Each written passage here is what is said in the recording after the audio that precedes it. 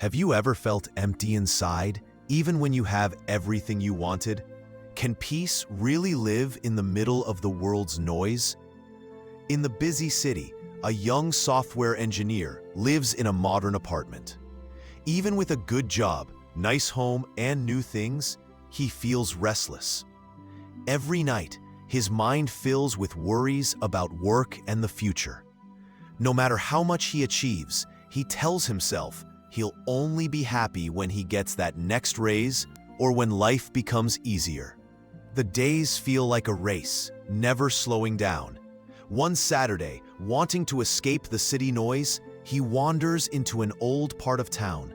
There, behind a temple, he finds a hidden garden filled with the smell of jasmine and the sound of water flowing. In the middle of the garden, an elderly woman sits quietly, tending small plants.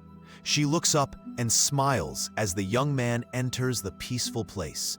The old woman tells him that she has tended this garden for 30 years. She shares how she was once like him, always rushing, hoping happiness would arrive if only life was better. He asks if this peaceful garden brings her happiness.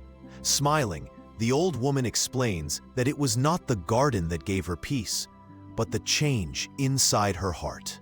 She shows him a spot where weeds grow among the flowers and shares how, in her early days, she tried to make everything perfect, always fighting the garden.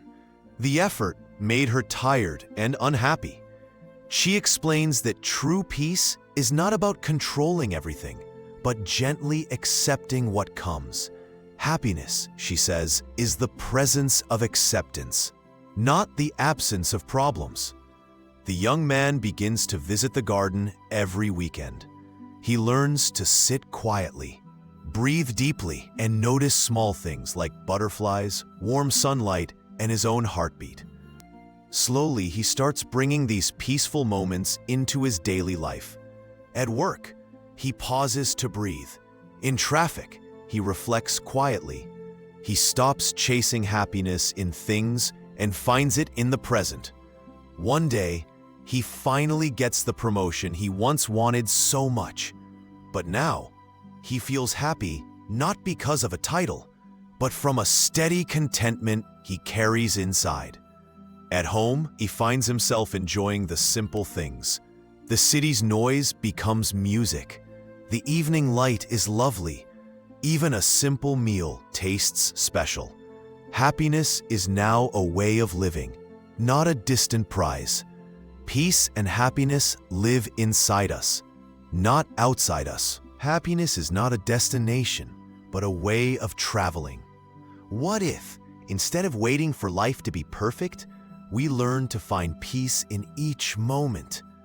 How might we tend our own inner garden?